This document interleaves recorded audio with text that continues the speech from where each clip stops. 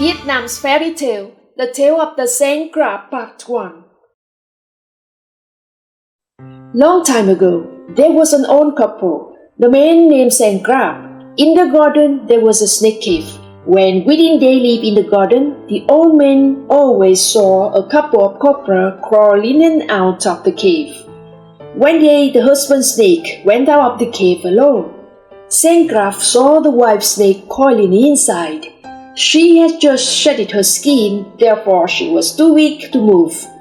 After a while, the husband snake came back, carrying a frog to feed his wife. Then, a time later, Sand Crab saw the wife snake crawling out of the cave by herself. Now came the shedding time of her husband. His own skin was still there, next to the cave. After a long while, the wife snake returned, followed by another rather large male snake. Sand Crab saw the two coming to the opening of the cave, then stopped and wrapped tightly around each other like braiding ropes. After that, the male snake crawled into the cave alone. Sand Crab could guess what this male snake was up to. He felt very bad, just wanted to destroy that snake to save the weak husband inside.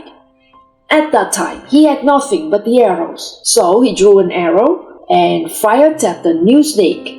Unluckily, the arrow hit the head of the wife snake. The other male ran away in panic. Sand Crab felt such a pity for the female snake, but a pity for her mixed with his anger for her action. So he went home and cared no longer about the snake family. A few days later, one day Sand Crab had free time.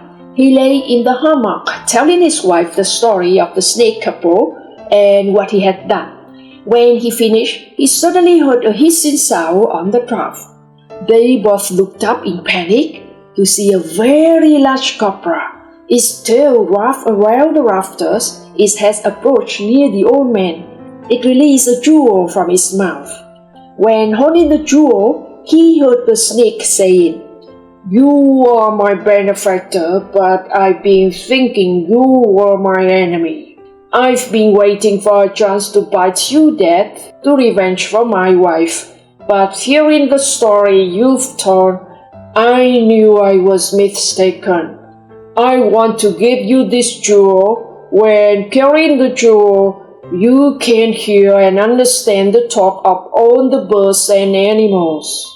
From astonishment to great joy, Sand Crab received the jewel and always carried it. One day, Sand Crab was picking vegetables, then hearing a group of crows perching upon the betel-nut trees talking to one another. They told him, "Towards the southern mountain, there was a goat killed by a tiger. Go up there and get some meat, but remember to leave the intestine for us." Sand Crab did what the crow said and found the dead goat on the south mountain.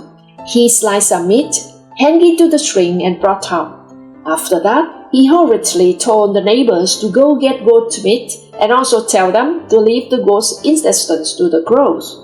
But he didn't imagine his neighbor all ran for the meat and they took it all, nothing left. The crows did not see the goat's guts, thought that Sand Crab was deceiving them. They rushed to his garden and shouted loudly.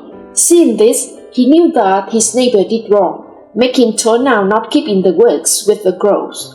He explained a few times, but the crow didn't listen, just stood there cursing. In the feeling of frustration, he took out his bow and fired at them. The intention was just to drive them away, not to kill. Unexpectedly, the crows understood the deed as he paid back to the kindness he received. They stoned the arrow with the name of Sand Crab on the tail, looking for a chance to take revenge. When flying across the river, seeing a corpse floating, the crows sticked the arrow into the corpse's pharynx. When the local official came to make the report, saw the arrow, immediately guessed that Sand Crab was the culprit, caught him to put in prison. Sand Crab claimed innocence, but the arrow was there as an obvious evidence. Sand Crab had to put his head into the king. However, he still insisted on judging his innocence.